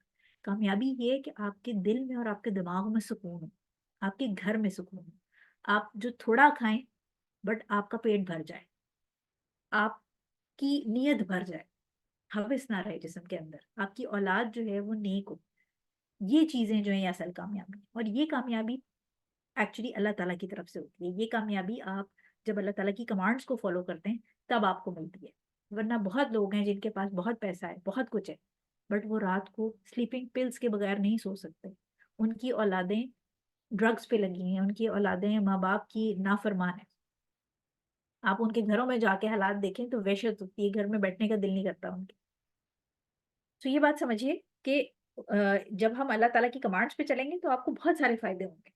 और दूसरा जो कर रहा है, देखें, अगर वो गड्ढे में घिर रहा है तो हम उसके साथ गड्ढे में खुद नहीं छलांग लगा देंगे, कि वो भी कुएं में जा रहा है तो हम भी साथ कुएं में चले। तो ये चीजें समझने की कोशिश करें। नंबर फिफ्थ पॉइंट है राइट्स और रिस्पॉन्सिबिलिटीज, यानी हकूक और फराइज। हुजूर सल्लल्लाहु अलैहि वसल्लम ने फरमाया, मुस्लिम की हदीस है जिसमें उन्होंने कहा कि जो मोमिन है उसका दूसरे मोमिन पे 6 हकूक हैं, एक मुसलमान के दूसरे मुसलमान पे। पहला हक ये कि जब आप उससे मिलें तो आप उसको सलाम करें, ये उसका हक है। दूसरा, और ये मुसलमान की बात हो रही है, आप सोचें ये खूनी रिश्ते नहीं है, तो खूनी रिश्ते तो इससे ऊपर है। ये तो नॉर्मल एक मुसलमान जब दूसरे मुसलमान से मिले। अच्छा, इन इस हदीस के अंदर जो चीजें, इसमें कुछ स्पेसिफिक टर्म्स एंड कंडीशंस भी हैं। मतलब ये नहीं है कि आप रास्ते में जाके तो हर नामहरम को सलाम करने लग जाएं या वो आपको सलाम करे, मतलब सलाम करे तो जवाब दे दें, लेकिन ये नहीं है कि आपने मर्दों से दोस्तियां लगाना शुरू कर देनी, क्योंकि हदीस में है कि ये राइट है। ये पहली चीज ये कि अगर वो आपसे मिले सलाम करे, उसका जवाब देना है या आप उसको सलाम कर लें। दूसरी चीज ये कि अगर वो आपको बुलाता है तो उसका इनविटेशन या उसकी दावत कबूल करें। अगेन इसके अंदर टर्म एंड कंडीशन में इंपॉर्टेंट, सबसे इंपॉर्टेंट पॉइंट जो आता है वो ये कि अगर वो कोई हराम चीज के लिए आपको बुला रहा है, शादी में नाच गाने के लिए बुला रहा है, तो फिर आप ये इनविटेशन नहीं एक्सेप्ट करेंगे। तो ये हर चीज के साथ कुछ टर्म्स एंड कंडीशंस रह जाए। अगर वो आपसे नसीहत मांगे तो उसको एक सिंसियर मशवरा आपने देना है। ये तीसरी चीज होगी। चौथी चीज ये कि अगर उसको छींक आए और वो अल्लाह ताला की हम्दो सना अल्हम्दुलिल्लाह कहे तो आप उसको जो है वो जवाब में यरहमुकुल्लाह जरूर कहें। आप उसको मे अल्लाह हैव मर्सी ऑन यू जरूर कहें। नेक्स्ट जो पांचवी चीज है वो ये कि अगर वो बीमार हो तो उसकी इयादत करने जरूर जाएं। छठी छठी जो लास्ट राइट हुजूर ने बताया वो ये कि अगर उसका इंतकाल हो जाए तो उसका जनाजा जरूर अटेंड करें। अब यहाँ क्या होता है कि यहाँ लोगों ने रिश्तेदारों में मौत जिंदगी छोड़ दी होती है। यानी अगर कोई बीमार है या कोई मर गया है तो कहेंगे कि जी मेरी तो उससे लड़ाई थी, मैं तो जनाजे में उसकी शक्ल ही नहीं देखी, मर भी जाए तो शक्ल नहीं देखी। ये गलत एटीट्यूड है, ये याद रखिए। दूसरे जो मर्जी करें, आपने अपनी फिक्र करनी है, क्योंकि जब मरेंगे तो उसके बाद साथ ही हमारा कब्र के अंदर सवाल जवाब और सारी जो हमने जिंदगी के अंदर काम किए होंगे उसका नतीजा कब्र में जो आप समझे ना कि जो एक इंस्टेंट रिजल्ट है वो रिलीज हो जाएगा, और फाइनल रिजल्ट तो क्यामत वाले दिन मिलेगा। तो इसलिए कोशिश ये करें कि हमारा मसला इस वक्त ये हो गया है कि हम सिर्फ अपने हुकूक की बात करते हैं, यानी औरतें जो है वो मेरा जिस्म मेरी मर्जी, अपने राइट्स की बात हो रही है। मैंने जिंदगी में अपनी 41 ईयर्स की लाइफ में ये बात एक्सपीरियंस की है क्योंकि ऑब्वियसली पैदाइशी तौर पे किसी को भी किसी चीज़ की समझ नहीं होती जिंदगी में। बहुत सारे आप हालात देखते हैं, वाकयात देखते हैं, बहुत इंसिडेंसेस होते हैं जिनसे आप चीज़ें लर्न करते हैं। मुझे ये बात समझ आई है कि आप जिंदगी में जब सिर्फ अपने हुकूक की बात करते रहते हैं तो आप कभी भी आपका पेट ही नहीं भरता। कोई आपके लिए कितना मर्जी कर रहा हो, चाहे वो आपके माँ बाप हैं, चाहे बहन भाई हैं, चाहे आपका शौहर है, चाहे बच्चे हैं, आपको लगता है कि नहीं अभी भी मेरे हुकूक, यानी इट्स ऑलवेज अबाउट मी, मैं। ये बात याद रखिएगा कि जब आप अपने फराइज पर ध्यान देना शुरू करते हैं कि ये मेरा फर्ज है, मैं एक माँ हूँ, मेरा फर्ज है कि मुझे अपने औलाद के खाने पीने का ख्याल रखना है, मुझे उसकी तरबियत का ख्याल रखना है। मैं एक बीवी हूँ, मेरा फर्ज है कि मुझे अपने शौहर की हर तरह की जो जो इस्लाम ने मेरे ऊपर फराइज दिए हैं, मुझे ख्याल रखना है। और ये मैं कर किसके लिए रही हूँ? ये मैं फॉर द सेक ऑफ अल्लाह कर रही हूँ। अगर हम ये सोच रखेंगे तो यकीन मानिए कि अल्लाह ताला आपके लिए जो ये रिश्ते हैं, आपकी औलाद और आपका शौहर और आपके जो भी इर्द गिर्द रिश्ते हैं, वो उनके दिल नरम करके उनको आपके घुटनों के साथ बिठा दे। तो हम हर जंग जो लड़ रहे हैं ना, वो अपने हुकूक की लड़ रहे हैं। आप फॉर द सेक ऑफ अल्लाह, अल्लाह ताला के लिए अपने फराइज पर, अगर हर शख्स, एक बात सोचने की है कि अगर हर शख्स अपने फराइज पर ध्यान देना शुरू कर दे तो हकूक तो खुद ब खुद पूरे हो जाएंगे। लेकिन चक्कर ये है कि हर शख्स मैं के बारे में सोचता है कि मेरा हक, लेकिन मेरा फर्ज कोई नहीं सोचता। सो अपने फराइज के ऊपर इम्पोर्टेंट आप समझना शुरू करें कि as a wife, as a daughter, as a Muslim, as a community हमारी क्या फराइज हैं। जब हम हर बंदा अपने फराइज निभाना शुरू कर देगा तो ऑटोमेटिकली दूसरे इंसान को हुकूक मिलना शुरू हो जाएंगे। ठीक है। नंबर 6 पॉइंट ये कि नफरत जो है उसको अपने अंदर ना पालें। ये बड़ी एक बुरी फीलिंग है, एक बड़ी नेगेटिव फीलिंग है। इसके बारे में सूरह मोहम्मद में आयत नंबर 22 और 23 में अल्लाह सुब्हानहू तआला फरमाते हैं, फिर अगर तुमने जिहाद से मुंह मोड़ा तो तुमसे क्या तवक्को रखी जाए, यही कि तुम जमीन में फसाद मचाओ और अपने खूनी रिश्ते काट डालो। ये वो लोग हैं जिनको अल्लाह ने अपनी रहमत से दूर कर दिया है, चुनाचे इन्हें बहरा बना दिया है और इनकी आंखें अंधी कर दी गई। पहले तो हम रिवॉर्ड पढ़ रहे थे कि अगर रिश्ता निभाएंगे तो, या मुसलमानों के साथ अच्छे से एक दूसरे के साथ रखेंगे तो क्या फायदा होगा। लेकिन अब इसमें एक धमकी, एक थ्रेट आ गई अल्लाह ताला की तरफ से कि जो लोग अपना रिश्ते काटेंगे उनके लिए अल्लाह ताला क्या करेगा, अपनी रहमत से दूर कर देगा और उनको बहरा और अंधा बना देगा। अब बहरा और अंधा ऐसा नहीं है कि वो ब्लाइंड और डेफ लाइक लिटरल हो जाए। बहरा और अंधा से मुराद ये कि फिर उनको आप जितनी मर्जी नेकियों की एडवाइस करते रहें, आप जितनी मर्जी उनको कुरान की आयतें पढ़ाते रहें, वो उनके दिलों पे असर नहीं करेगी। वो स्पिरिचुअली, रूहानी तौर पे बहरे और अंधे हो जाएंगे। क्योंकि अल्लाह ताला की रहमत से जब कोई शख्स निकल जाएगा, याद रखिए, तो उसके लिए इस दुनिया में सरवाइव करना बड़ा मुश्किल हो जाएगा। इवन हमें पता है कि हुजूर सल्लल्लाहु अलैहि वसल्लम से जब सहाबा ने पूछा, हुजूर सल्लल्लाहु अलैहि वसल्लम ने किसी सिचुएशन पे उनको कहा कि अल्लाह ताला की रहमत के बगैर कोई जन्नत में दाखिल नहीं हो सकता। तो सहाबा ने उनसे पूछा कि या रसूलल्लाह, क्या आप भी नहीं दाखिल हो सकते? उन्होंने कहा नहीं, मैं भी नहीं दाखिल हो सकता। यानी अल्लाह ताला की रहमत ना हो तो हमारी नेकियों की बेस पे हम जन्नत में दाखिल नहीं हो सकते जब तक अल्लाह ताला की रहमत ना हो। तो ऐसा शख्स जो जमीन में फसाद मचाएगा और अपने खूनी रिश्ते काटेगा, वो अल्लाह ताला की रहमत से निकल जाएगा। और फिर आप उनके सर पे खड़े होकर ढोल भी पीट लें तो उनको कोई आवाज नहीं जाएगी, बिकॉज उनकी रूहें मुर्दा हो चुकी हैं। वो जिंदा हैं बट वो जिंदा नहीं है। उनको उन तक जो दीन की रोशनी है, जो सुकून है, जो सकीनत है, वो नहीं पहुंचेगी। फिर उनको इल्म नहीं, आप जितना मर्जी उनको समझा दें, कोई भी लेक्चर सुना दें, उनको फर्क नहीं पड़ेगा।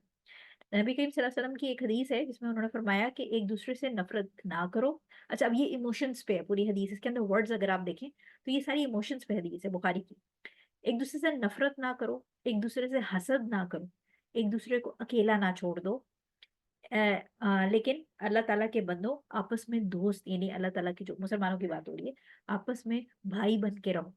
और किसी मुस्लिम के लिए, किसी मुसलमान के लिए जायज नहीं कि वो अपने दूसरे भाई को से कता ताल्लुक ही कर दे, उससे बात ना करे मोर देन 3 नाइट्स के लिए, तीन तीन रातों से ज्यादा। हुजूर ने कहा कि किसी मोमिन के लिए जायज नहीं कि वो अपने भाई से कता ताल्लुक ही कर दे। ठीक है। सो ये हमें वार्निंग्स मिल रही है कि नफरत जो है वो क्या करेगी, नफरत आपको अल्लाह ताला की रहमत से दूर कर देगी, आपको गूंगा बहरा, सॉरी अंधा और बहरा बना देगी। और हुजूर सल्लल्लाहु अलैहि वसल्लम ने ये बता दिया कि 3 रातों से ज्यादा आप किसी से, ये लड़ाई हुई है तो अच्छा मैं नहीं बात करती, वो क्यों बात करे, ये वाली चीज नहीं करनी। कोई एक आगे बढ़ने से छोटा बड़ा नहीं। हमें दुनिया में एक दूसरे के आगे छोटा बड़ा नहीं बनना, हमें अपने रब के सामने छोटा बड़ा बनना है। तो जो बड़ाई उसकी है जो आगे झुक के मिलेगा। एक शेर है, वो थोड़ा सा मैं मिक्स कर जाती हूँ, जिसमें है कि जो आला ज़र्फ होते हैं हमेशा झुक के मिलते हैं, सुराही सर निगोहों कर भरा करती है पैमाने। यानी जो भरा हुआ दरख्त है वो हमेशा झुका हुआ होता है, ये बात याद रखिएगा। और जो जो खाली बंजर दरख्त होता है वो सीधा खड़ा। सो जो नफरत है वो नेगेटिव इमोशन है। मैंने ये बात अपने इर्द गिर्द बहुत नोट की है कि जिन लोगों के दिलों में कीना या नफरत है, वो बेचारे मतलब ऐसा होता है कि इवन मेरे पास कंसल्टेशन के लिए फीमेल्स आती हैं, और कभी कभी क्योंकि मेरी कंसल्टेशन बड़ी लंबी होती है, मैं काफी चीजें डाइट और बाकी सारी चीजें उसमें जरूर पूछती हूँ कि क्या खा रहे हैं और लाइफ स्टाइल क्या है और स्ट्रेस लेवल क्या है, इमोशंस के ऊपर मेरा बड़ा एक ध्यान होता है, क्योंकि जो स्किन है वो आपका वो ऑर्गन है जो कि आप समझें कि एक अलार्मिंग सिस्टम है बॉडी के अंदर। जिस्म के अंदर कोई गड़बड़ होगी तब भी स्किन फौरन अल्टीमेटम देगी, और बॉडी के बाहर अगर कोई गड़बड़, आपके माहौल में गड़बड़ हो रही है, तब भी आपकी स्किन फौरन रिएक्शन देती है।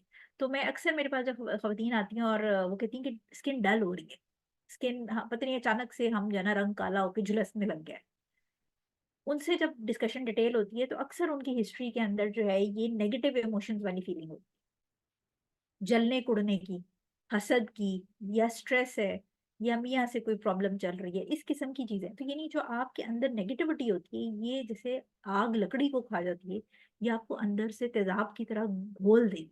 ये नफरत जो है ये आपको खा जाएगी, और ऑनेस्टली इससे किसी और को फर्क नहीं पड़ता। जो सबसे ज्यादा नफरत के साथ सफर करता है इंसान, जिसने नफरत अपने अंदर लोगों के लिए पाल रखी होती है, जो लोगों को माफ नहीं करता या लोगों को छोड़ता नहीं, यानी आप समझे ना, जैसे वो शिप होती है ना, उसका एंकर होता है एक, उसको पता नहीं क्या कहते हैं, लंगर कहते हैं। सो लंगर जो है वो शिप को हिलने नहीं दे रहा होता। तो ये जो आपकी नफरत वाली इमोशन है, ये आपके अंदर एक लंगर है जो आपको अपनी एक मिजाज से आगे नहीं बढ़ने दे रहा, और आप अपने अंदर ही आग और लकड़ी की तरह जल जल के, तो लकड़ी का एंड में क्या बचता है फिर? जब जल जाती है तो फिर सिर्फ उसकी एशेज बचती है, और धुआं बचता है और कालापन बचता है।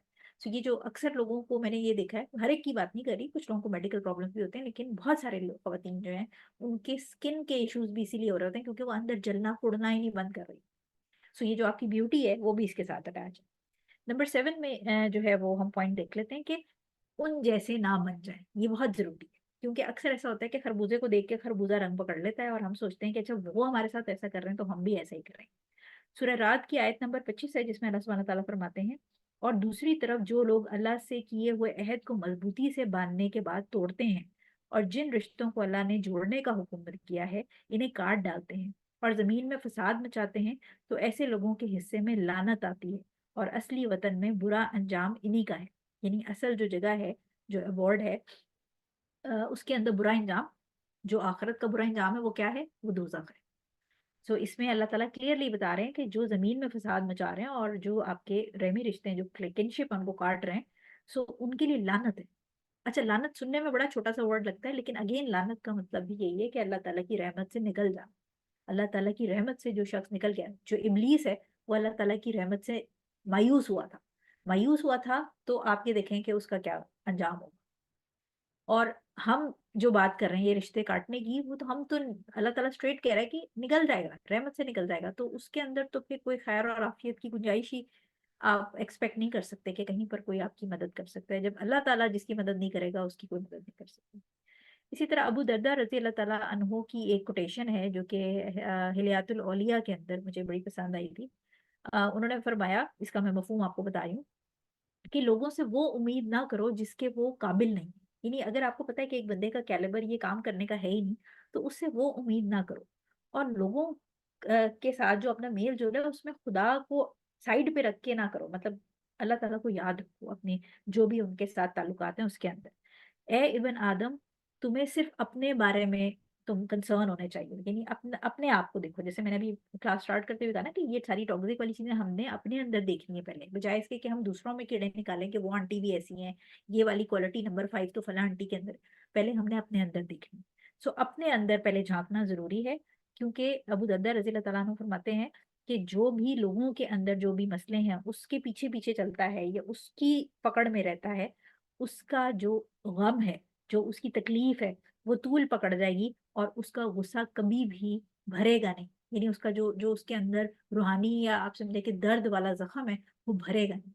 तो लोगों की टो में, उनकी जासूसी में लगना छोड़ दें, कि अगर किसी की वीकनेस आपको पता है, लेट इट गो। उसके उसको परस्यू करने की जरूरत नहीं है, उसके पीछे पीछे चलने की जरूरत नहीं। इसी तरह शेख सादी का एक बड़ा मशहूर वाक़या है जिसपे उन्होंने उनसे लोगों ने पूछा कि आपने अदब कहाँ से सीखा? तो शेख सादी ने जवाब दिया कि मैंने बेअदबों से अदब सीखा। लोगों ने पूछा ये कैसे हुआ?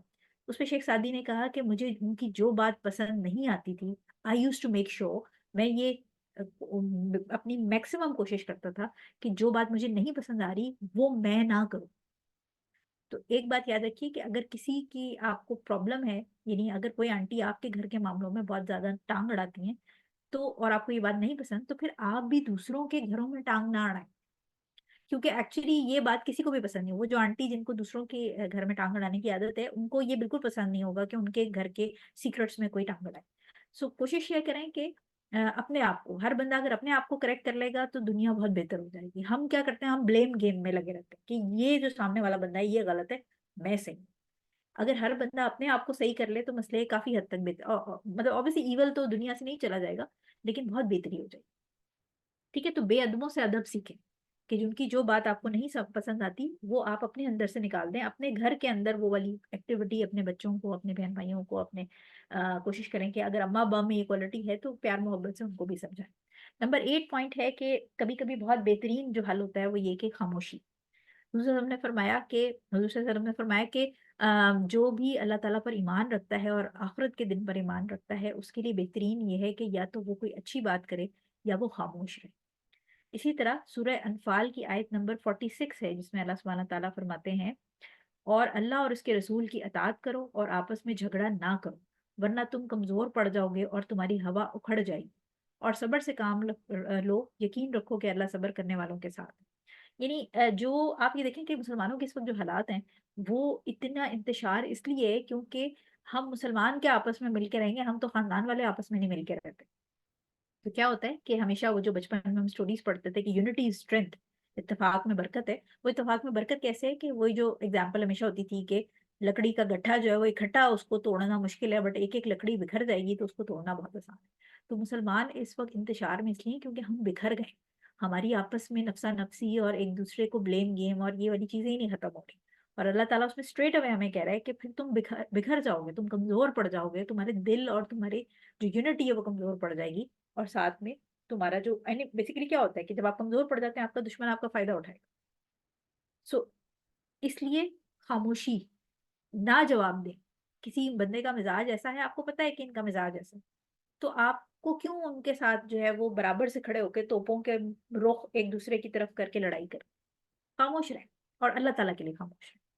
इसी तरह एक और चीज़ हमेशा ये है कि आपको जब पता है कि कोई ख़ानदान वाला जो है वो टॉक्सिक है, तो उससे फिर कोशिश ये करें कि अगर कोई आप अच्छी बात नहीं कर सकते और आपको डाउट है कि कोई अच्छी बात मैं करूँगी तो उसके ऊपर भी कोई नेगेटिव बात ही आ जाएगी, तो खामोश रहें। क्योंकि सबसे ज़्यादा मसला ये होता है कि अक्सर हम कोई जवाब देते हैं और अगर आगे कोई फैमिली मेंबर बदतमीज़ है, वो जब बदतमीज़ी करता है, तो पहले तो हमें कम दुःख हुआ होता है, लेकिन जब आवाज़ों का वॉल्यूम बढ़ जाता है या कोई गलत बात निकल आती है, तो वो फिर दिलों की रंजिशें बहुत बढ़ा देता है। खामोशी जो है वो बहुत दफ़ा टेप का काम करती है, दिलों को जोड़ देती है।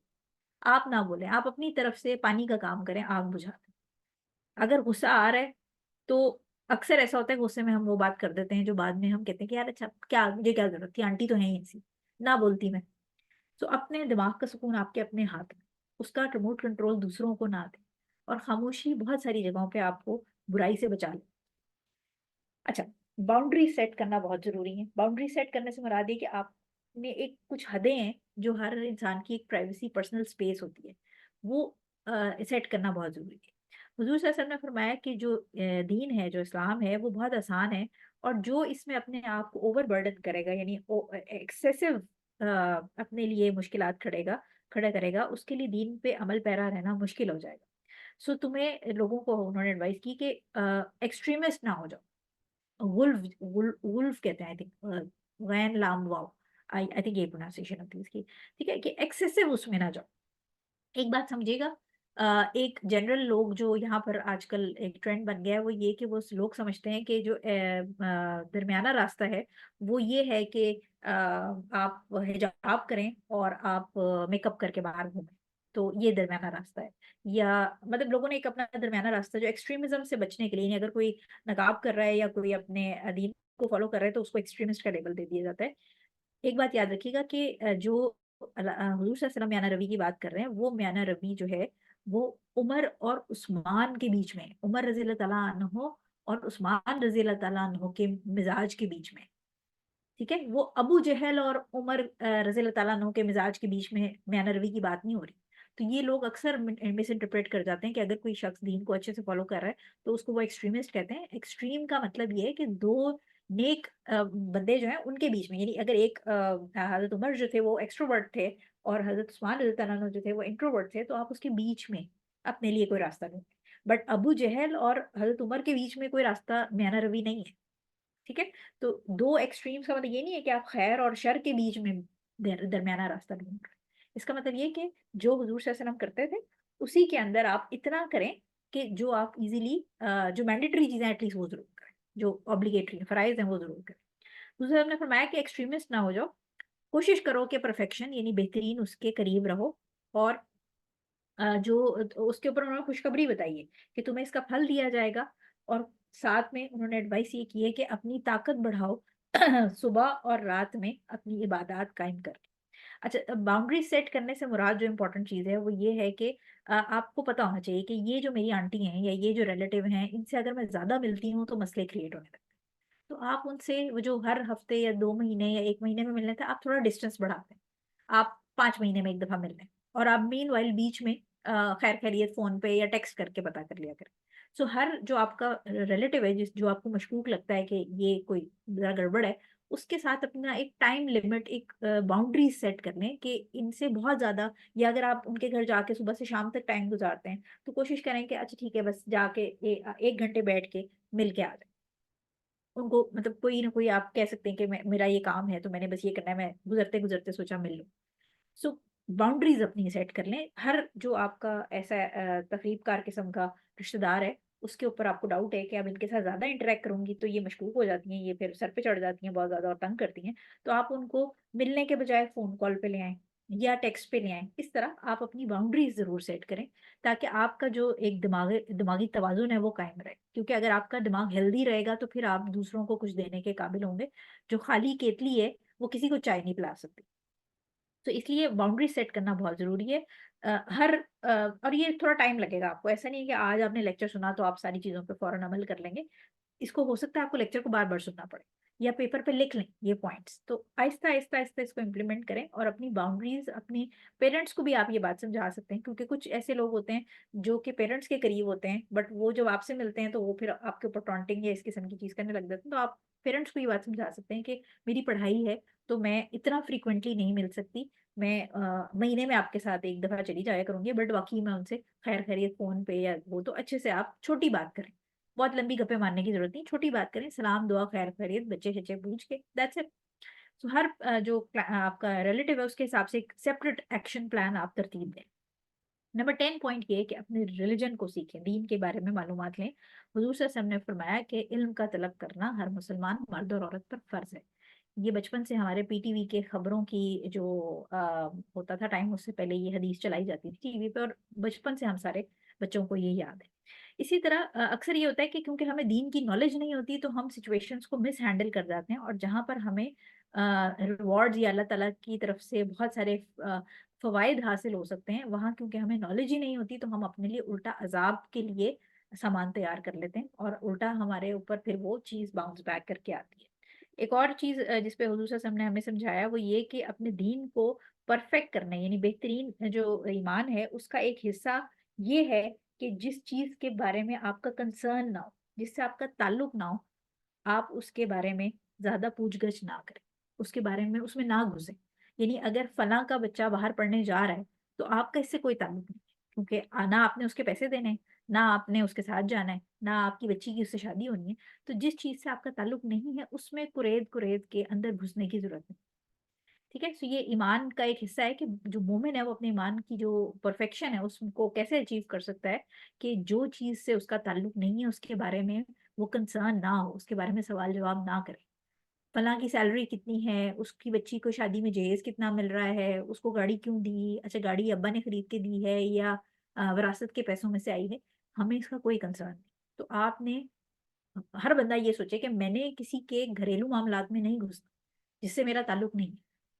ठीक है, सो रिलीजन को समझना इसलिए जरूरी है क्योंकि जब आप सीरा पढ़ते हैं तो सीरा के अंदर, सीरत नबी के अंदर हमें बहुत सारी ऐसी सिचुएशन नजर आ जाती हैं जहाँ पर हुजूर सल्लल्लाहु अलैहि वसल्लम कहीं ऐसी सिचुएशन में अज़वाज मुतहरात या किसी बाकी जो अपने सहाबी थे, साहब जो उनके साथ कंपेनियंस थे, उनके साथ किसी ऐसी सिचुएशन में आते थे तो आप अपने आप को होल्ड बैक करके रखते थे। यानी उनके घरेलू मामलात में जितनी उनसे हुजूर सल्लल्लाहु अलैहि वसल्लम से सहाबा आके मशवरा मांगते थे वो मशवरा दे देते थे, बट एक्स्ट्रा इन्फॉर्मेशन नहीं सीख करते थे हुजूर सल्लल्लाहु अलैहि वसल्लम।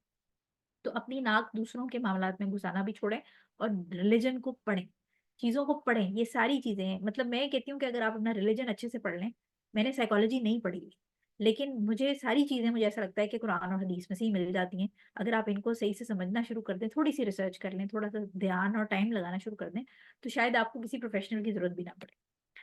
11th पॉइंट अब हम क्विकली कर लेते हैं क्योंकि असर का टाइम हो चुका है। अच्छा, 11th पॉइंट ये है कि अपने जो पुराने आपके पास्ट एक्सपीरियंस हो और अपनी दानाई को इस्तेमाल करें। तबरानी के अंदर एक हदीस है, हुज़ूर सल्लल्लाहु अलैहि वसल्लम ने फरमाया कि जो इल्म है वो जब आप कोशिश करते हैं तो तभी मिलता है। ये इल्म हासिल करने की या नॉलेज हासिल करने की कोशिश करेंगे तो मिलेगा। इसी तरह सब्र जो है वो जब आप सब्र हासिल करने के लिए स्ट्राइव करेंगे, उसकी कोशिश करेंगे तो आपको सब्र मिलेगा। तो जिसको अच्छाई की तलाश होगी, जो अच्छाई के लिए कोशिश करेगा, उसको अच्छाई मिल जाएगी और उसको बुराई से प्रोटेक्ट कर लिया जाएगा। यानी अल्लाह ताला हमारी एफर्ट्स देख रहा है। तो जो एक्चुअली चाहेगा कि मैं अपने जो रहमी रिश्ते हैं उनको या अपने जो रिश्तेदार हैं उनके साथ अच्छी बना के रखूं, बट मैं उनके ईवल से बचूं, जो इसके लिए एफर्ट करेगा उसको एफर्ट का सिला मिलेगा, क्योंकि अल्लाह ताला देख रहा है कि आप क्या करने की कोशिश कर रहे हैं। अल्लाह ताला आपके दिलों के भेद और नियतों से वाकिफ है। अपने पास्ट एक्सपीरियंस से आहिस्ता-आहिस्ता सीखें। हर दफ़ा उन्हीं आंटी से जाके डसने की ज़रूरत नहीं है आपको, जिनका आपको पता है कि इन्होंने ज़हरीली बात कही।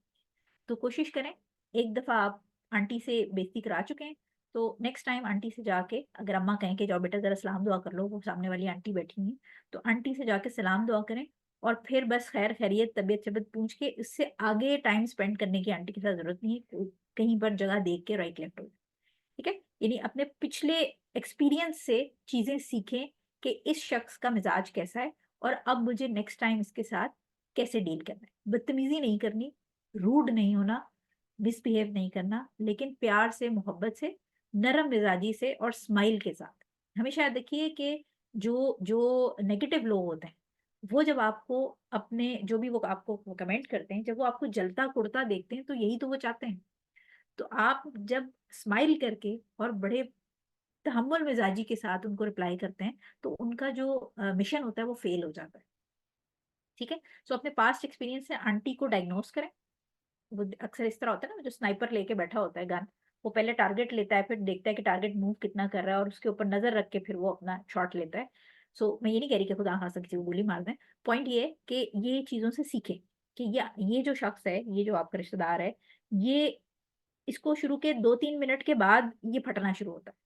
तो इसका मतलब है कि 2-3 मिनट तक ये काबिल बर्दाश्त रहता है और उसके बाद इसकी फिर बातें शुरू होती हैं, तो आप उसको 2-3 मिनट के अंदर ही खैर-खैरियत बाकी चीज़ें पता करके और फिर आप गायब हो जाएँ, ठीक है?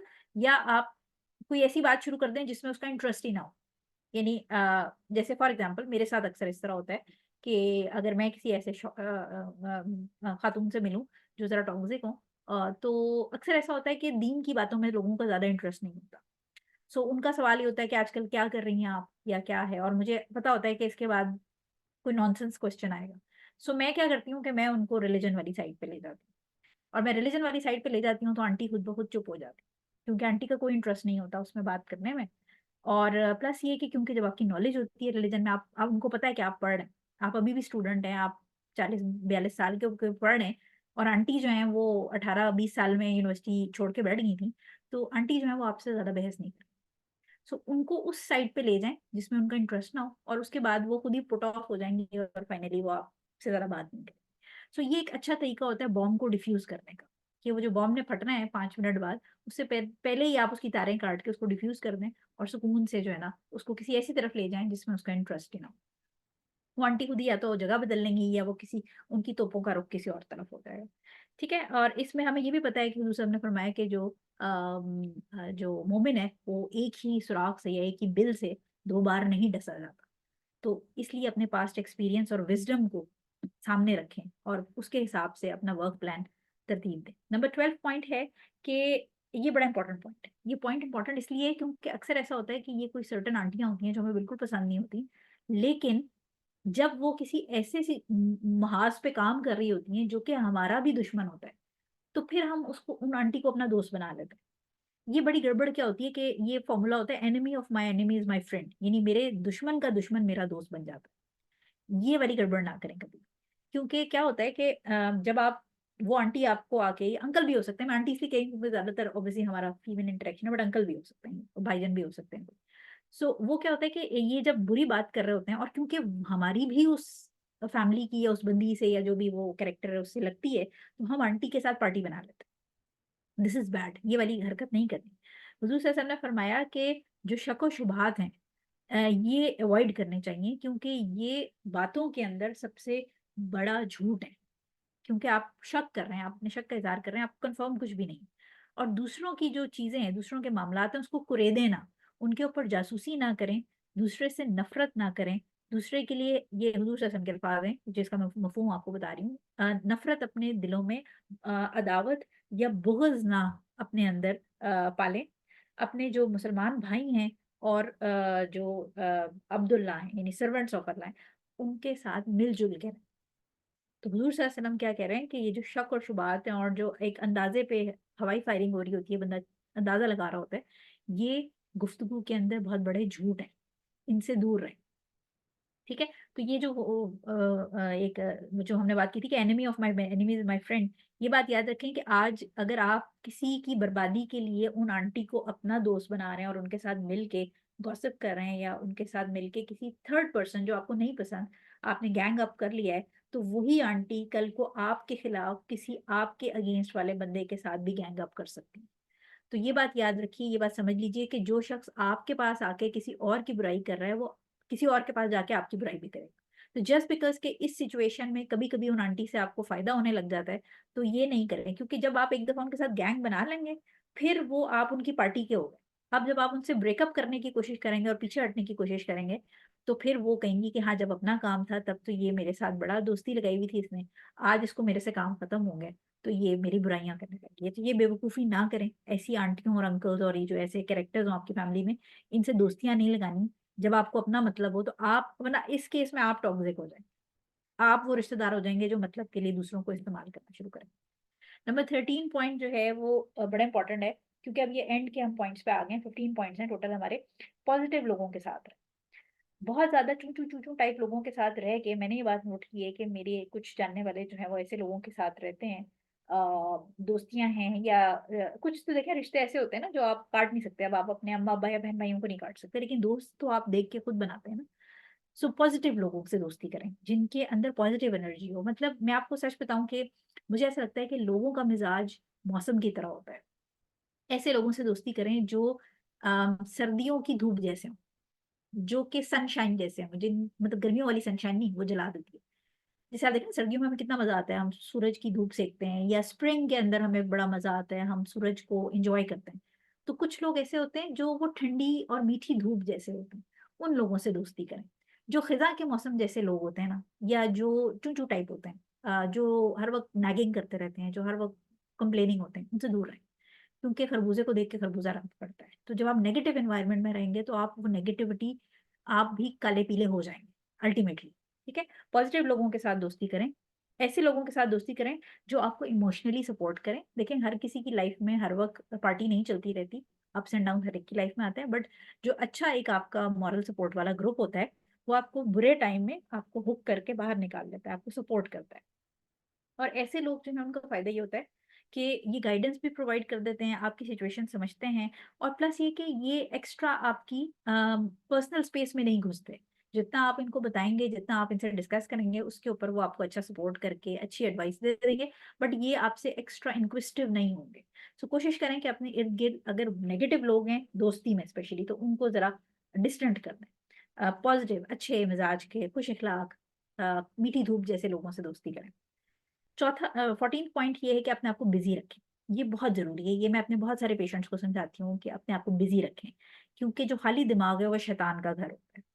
हुज़ूर सल्लल्लाहु अलैहि वसल्लम की एक हदीस है कि अल्लाह ताला ने मना किया है। क्या-क्या चीज़ें मना की हैं? माँ के साथ डिसोबीडियंस यानी नाफरमानी माँ की। इसके अलावा जो चीज़ तुम दे सकते हो यानी जैसे सदका खैरात या हेल्प, उसको रोकना। किसी से वो चीज़ माँगना जिसका तुम्हारा हक ना हो।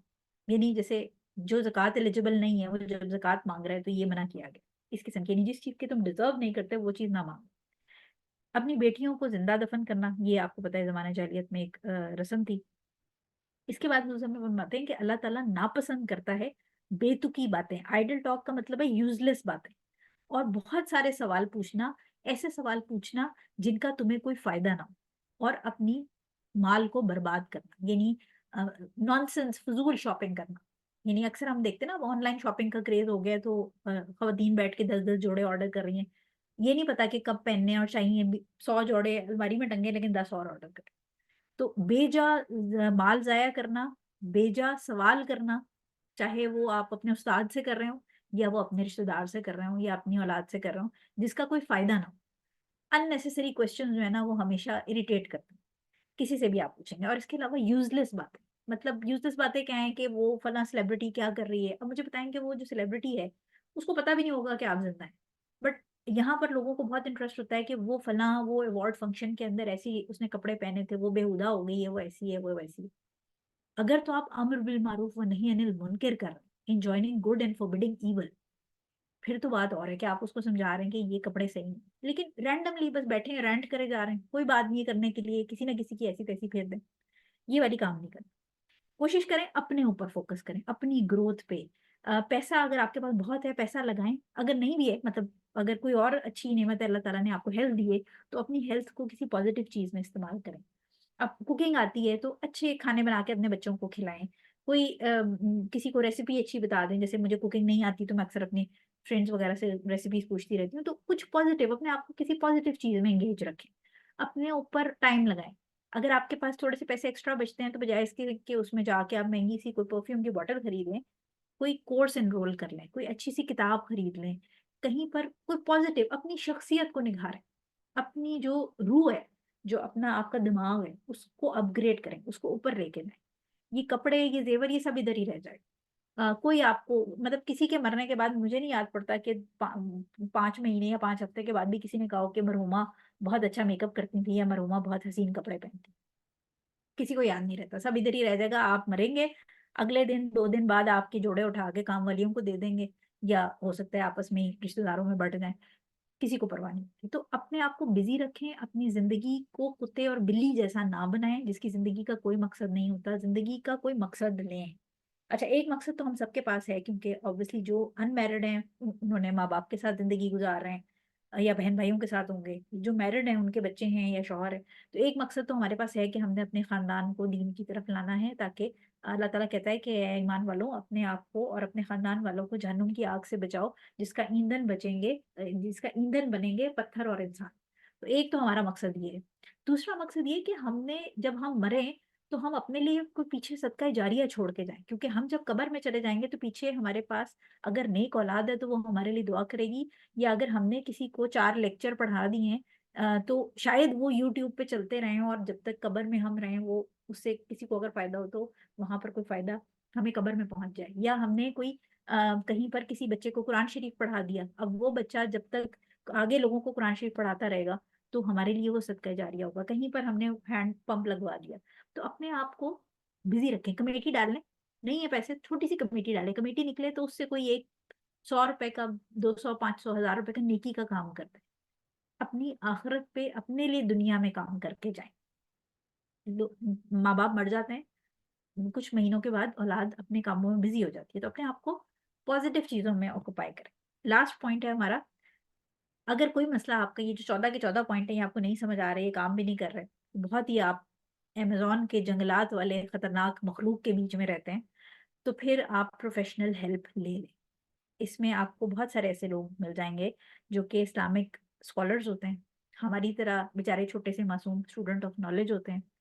इस्लामिक साइकोलॉजिस्ट्स आपको मिल जाएँगे, इस्लामिक लाइफ़ कोचेज़ आपको मिल जाएँगे। मैं बार-बार इस्लामिक का वर्ड इसलिए यूज़ करती हूँ क्योंकि आपको नॉर्मल साइकोलॉजिस्ट भी मिलेंगे।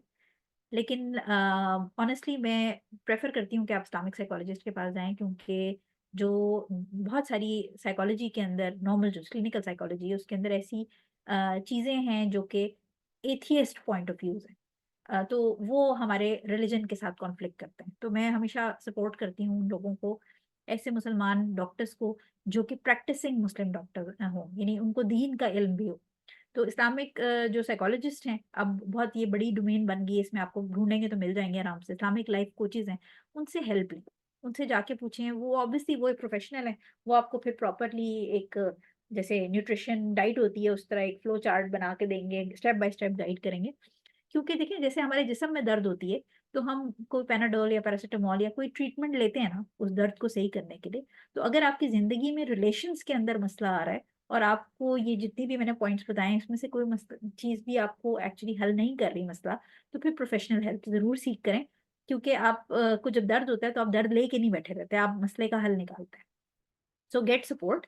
लास्ट स्लाइड हमारी है जिसमें नबी करीम सल्लल्लाहु अलैहि वसल्लम की दो हदीस मैंने इंक्लूड की हैं, एक मुस्लिम से एक बुखारी मुस्लिम दोनों में है। नबी करीम सल्लल्लाहु अलैहि वसल्लम ने फरमाया कि अल्लाह ताला ने यानी उसने मुझे भेजा है हुजूर सल्लल्लाहु अलैहि वसल्लम को जो खूनी रिश्ते हैं उनको निभाने के लिए, बुतों को तोड़ने के लिए, और अल्लाह ताला की वहदानियत लोगों के दरमियान आम करने के लिए, जिसमें लोग कोई उसके साथ किसी को शरीक न ठहराए। तो ये तीन कितने बड़े टास्क हैं जो हुजूर सल्लल्लाहु अलैहि वसल्लम कह रहे हैं कि मुझे यानी खातमुन नबीयीन को दुनिया में इन तीन चीजों के लिए भेजा गया है। एक और नरेशन जो बहुत इंपॉर्टेंट है, जिसमें हुजूर सल्लल्लाहु अलैहि वसल्लम ने फरमाया कि जो कोई अपने रहमी रिश्ते या खूनी रिश्तों को काटता है वो जन्नत में नहीं दाखिल हो सके। तो ये एक बहुत बड़ा अलार्म है, क्योंकि अगर जन्नत में दाखिल नहीं हो सकेगा तो फिर तो जो आपकी नेकियां हैं और जो सारा कुछ पहाड़ लेके पहुंचेंगे क्यामत के दिन, वो तो भूसे की तरह गायब हो जाएगा।